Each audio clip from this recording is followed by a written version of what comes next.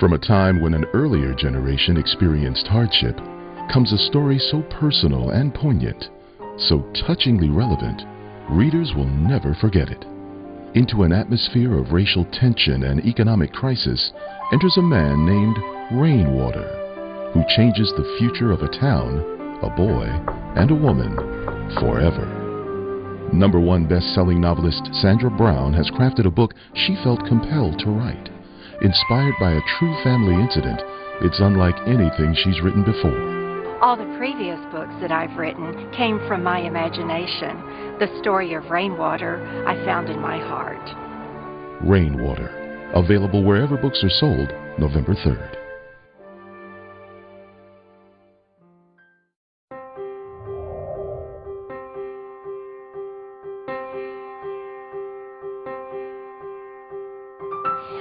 These characters and this particular story had been on my mind for a long time, but because of contractual obligations and just everything else, living life, I didn't really have the time to write it, but I took the time to write it. It was so compelling. These characters insisted that their story be told. I almost didn't have a choice.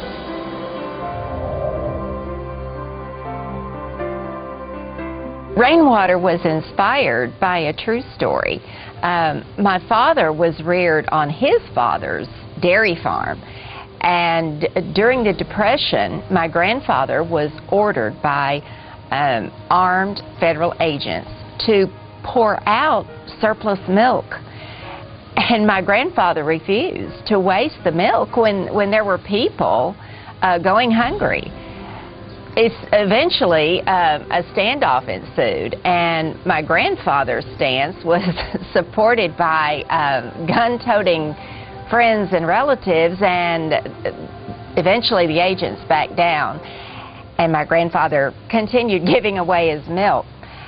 This was a vivid memory from my father's childhood, and it sparked my imagination and compelled me to write the novel, which became Rainwater.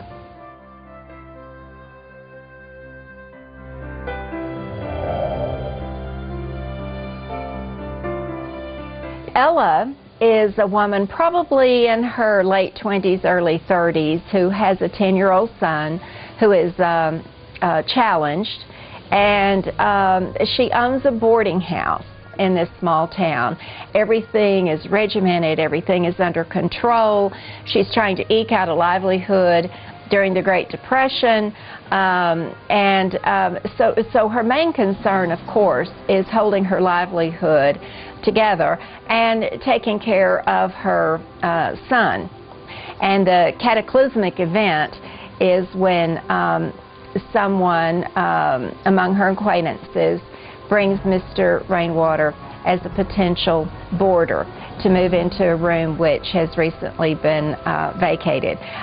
Ella senses from the very beginning that there are going to be changes in her life as a consequence of renting the room to this man, but she doesn't realize how important those changes are going to be.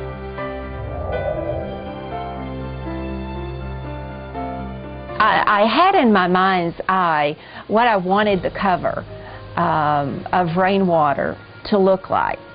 When I saw the car going toward the house, I wanted to know who was in the car, who lived in the house, what was going to happen when the passenger in the car got there. It's so evocative of the time period. It's so literal in that someone is going to a house, and when he arrives, things will never be the same. That's what the cover suggests to me, and I couldn't be more pleased with it.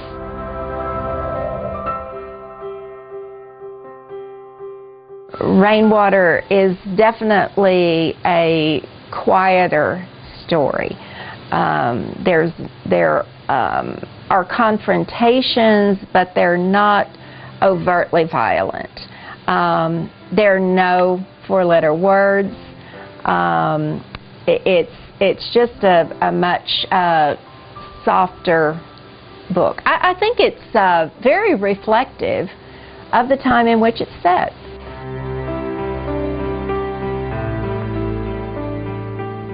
It's been said that one of the trademarks of my thrillers is an overriding secret, something that I withhold until the very end of the book. And sure enough, there is. Not until the very, very, very, very, very end does the reader know everything. I believe that they will think they do, but they really don't.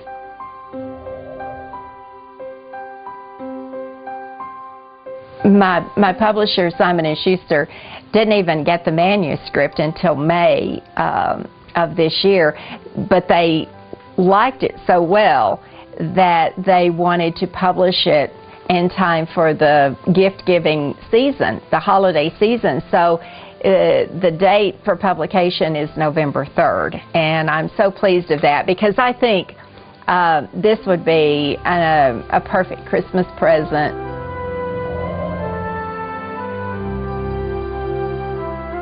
But the main thing I hope people take away from it, whether they've read Sandra Brown forever or whether this is their first time, is that it was a simple story that had enormous impact, that it couldn't be more plainly told.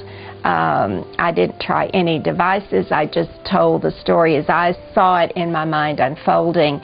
And I'd like for them to come away with, that was such a satisfying, totally sweet, emotionally compelling story.